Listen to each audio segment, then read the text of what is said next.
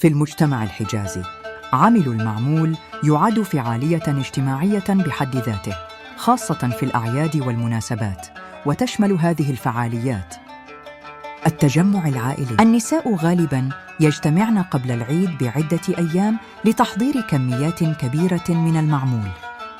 يكون الجو مليئاً بالضحك والأحاديث وتبادل القصص، مما يعزز الترابط العائلي. تقسيم المهام: البعض يعجن والبعض يحشو، وآخرون يشكلون باستخدام القوالب. مشاركة الجيران: في بعض المناطق يتم تبادل الصحون بين الجيران، كل بيت يعطي شيئاً مما أعده. تحضيرات العيد: المعمول جزء أساسي من ضيافة العيد، ويقدم مع القهوة السعودية.